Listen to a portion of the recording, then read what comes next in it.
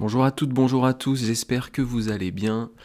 Aujourd'hui, on est le samedi 10 janvier 2025. Je vous souhaite la bienvenue, bien sûr, comme tous les jours dans le français c'est facile, avec Adrien. Alors, hier, j'ai dit que j'allais vous parler d'un film français aujourd'hui. Mais je me suis trompé. Je vous parlerai de Léon, le film français de Luc Besson, demain. Aujourd'hui, on a encore une expression française à voir ensemble. Et cette expression française, c'est être dans la panade. Je vous répète, être dans la panade. Mais avant, évidemment, un autre sujet, comme d'habitude, je vais vous parler un peu de sport le matin, de course à pied plus particulièrement, puisque ce matin, je suis allé courir tôt. Je suis parti courir pendant 1 heure et ce matin, il faisait moins 2 degrés.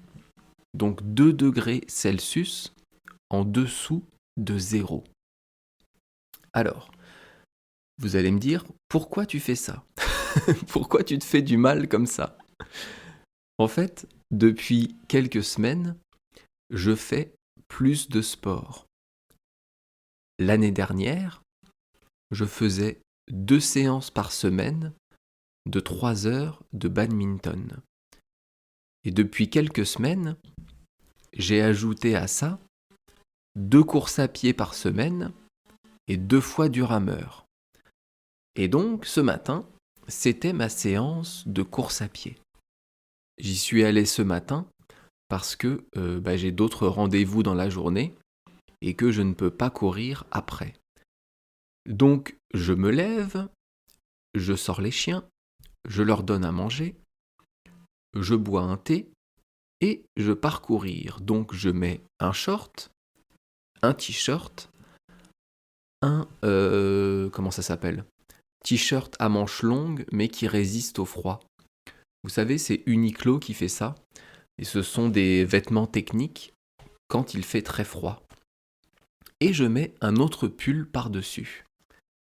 Je sors et là, le froid me glace les jambes parce que je suis en short.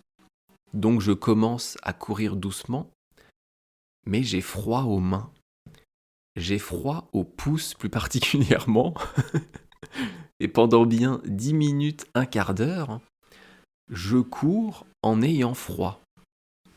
Et après, comme d'habitude, le corps se réchauffe et je peux courir un peu plus tranquillement, même si j'ai eu froid aux jambes pendant longtemps. Même à la fin de la course, j'avais mal aux jambes parce que j'avais des courbatures. Est-ce que vous connaissez ce mot, courbature? Les courbatures, ce sont les douleurs qu'on a aux jambes après avoir fait un effort intense. Hier, j'ai travaillé musculairement les jambes et donc ce matin, j'avais des courbatures. J'avais mal aux jambes, j'avais mal aux muscles. Tout ça pour vous dire que je suis allé courir ce matin. Alors, c'est quoi déjà les avantages d'aller courir le matin? Le premier avantage que je vois, c'est que comme ça, j'ai fait mon sport pour la journée. Après, je suis tranquille, je n'ai plus à y penser. Deuxième avantage, c'est que ça va réveiller pour la journée aussi. De faire 1 heure de sport le matin et la douche après, ça vous réveille complètement et après, vous êtes en forme. Troisième avantage, c'est que courir 1 heure, eh bien, ça me donne le temps d'écouter des podcasts. J'aime bien écouter des podcasts quand je vais courir, comme ça je fais 2 choses en même temps. Je révise une langue, soit l'anglais, soit le japonais, soit l'arabe que je viens de commencer, et donc je cours en même temps. Donc ça me permet de faire 2 choses à la fois, et de courir et d'apprendre et de réviser une langue. Je fais donc d'une pierre deux coups. C'est une expression française dont je vous ai déjà parlé. Une pierre deux coups, ça veut dire que je fais deux choses à la fois. Je profite de courir pour écouter des podcasts. Alors ça, c'était les avantages. Maintenant, c'est quoi les inconvénients ? Le premier inconvénient d'aller courir le matin, surtout quand il fait très froid, c'est qu'il faut être motivé. C'est plus facile de rester sous la couette, c'est plus facile de boire un thé, de prendre un bon petit déjeuner à la maison, plutôt que d'aller courir. Donc il faut se motiver, et ça, c'est parfois compliqué. Deuxième inconvénient, pour moi en tout cas, c'est que après avoir couru, je suis en forme pendant 1-2 heures, mais vers 11 heures, je vais avoir un coup de fatigue. On appelle ça aussi un coup de pompe. Je vais être fatigué. Je vais avoir envie de dormir. Alors heureusement, moi, je travaille de la maison, je travaille de chez moi, donc je peux prendre 15 minutes pour dormir, soit sur mon bureau, la tête dans les bras, soit dans mon lit carrément. Mais si je dors dans mon lit, il faut que je mette un réveil, parce que sinon, je peux dormir pendant 1 heure. Donc je m'allonge, je mets le réveil 15 minutes plus tard, et je reprends mon travail. Et ça, c'est un gros inconvénient, parce que je ne peux pas travailler si j'ai envie de dormir. Je pense qu'on a tous fait ça. On a tous essayé un moment de lutter contre le sommeil, de lutter contre la fatigue et essayer de travailler, mais c'est compliqué. C'est mieux de dormir 10 minutes, 15 minutes et de reprendre son travail après. Et dernier inconvénient d'aller courir le matin, c'est qu'il faut avoir le temps. On a tous des vies très compliquées, on a tous des vies chargées où on a plein de choses à faire. Et donc le matin, il faut trouver le temps d'aller courir. Il faut déjà préparer le petit déjeuner, habiller les enfants, les emmener à l'école, sortir les chiens pour moi, il y a plein de choses à faire. Donc, il faut trouver le temps. Et d'aller courir à 5 heures du matin, franchement, moi, je ne le ferai pas. C'est beaucoup trop tôt, car j'ai besoin de dormir. Donc le sport le matin, ça a ses avantages et ses inconvénients, évidemment comme toute chose. Et vous, est-ce que vous préférez faire du sport le matin ou le soir ? Et d'abord, est-ce que vous faites du sport ? Ça, c'est la première question. Et si oui, est-ce que c'est le matin ? Est-ce que c'est le soir ? Est-ce que c'est un sport individuel que vous faites tout seul ? Ou est-ce que c'est un sport en club ? Est-ce que vous devez être plusieurs ? Ou est-ce que vous pouvez faire du sport tout seul, comme la course à pied ou le vélo ? Dites-moi ça dans les commentaires YouTube, comme ça nous donnera l'occasion de discuter. Et bien sûr, si vous avez des questions, des remarques, n'hésitez pas à me laisser un petit commentaire pour que je puisse y répondre. Donc maintenant, on va passer à l'expression du jour, être dans la panade. Alors c'est une expression qui n'est pas très compliquée. Il n'y a que 4 mots, dont le premier, qui est un verbe ou un auxiliaire, c'est le mot être. Je vous en ai déjà parlé X fois. Je ne vais pas vous redétailler ce que c'est. Si vous voulez connaître le sens du mot être, vous pouvez réécouter d'anciens podcasts avec ce mot. Mais je pense qu'avec votre niveau de français, vous savez ce que c'est être. Donc je vais juste vous le conjuguer à 2 temps du passé. On va faire l'imparfait et le passé simple. Je continue à vous donner des conjugaisons pour que vous puissiez bien les imprimer dans votre cerveau. Je continue à conjuguer les verbes parce que c'est très important en français et on met beaucoup de temps à comprendre, à apprendre les conjugaisons. Alors le verbe être à l'imparfait, ça donne j'étais, tu étais, il était, nous étions, vous étiez et ils étaient.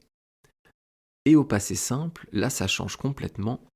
Le verbe être au passé simple, ça donne je fus, tu fus, il fut, nous fûmes, vous fûtes et ils furent. Le passé simple, c'est un temps du passé qu'on va retrouver souvent dans les livres, souvent dans la littérature. D'ailleurs, on le retrouve beaucoup dans les fables de La Fontaine que je vous explique tous les 10 jours. Mais c'est vrai qu'à l'oral, on ne le trouve pas beaucoup. Alors, on revient à l'expression être dans la panade. Dans, maintenant vous connaissez aussi, ça veut dire à l'intérieur de quelque chose. Il y a un rapport entre le contenu et le contenant. Je vous explique, un verre d'eau, c'est un verre avec de l'eau à l'intérieur. Donc le contenu, c'est l'eau, et le contenant, c'est le verre. L'eau est dans le verre. Si on prend un autre exemple, on va parler d'une soupe. La soupe est dans le bol. La soupe, c'est le contenu, et le bol, c'est le contenant. Donc on utilise le mot dans, à l'intérieur de. Et la panade, ça c'est un mot que vous ne connaissez pas, je pense. La panade, c'est une recette de cuisine qui ressemble justement à une soupe, mais avec beaucoup de pain, d'eau et de sel. Une soupe à base de pain, burk, ça doit être dégueulasse. Faut au moins mettre des légumes. Mais la panade, c'était ça. Et c'est un plat de pauvres. Évidemment, il n'y a que du pain et de l'eau. Donc c'est un plat de pauvres qui est synonyme de misère, de pauvreté. Synonyme, c'est un mot que j'emploie souvent qui veut dire qui a le même sens qu'un autre mot. Donc c'est quand un mot a le même sens qu'un autre. Donc ici, la panade, c'est un plat de pauvre qui a le même sens que la pauvreté, la misère, qui traduit la pauvreté, la misère.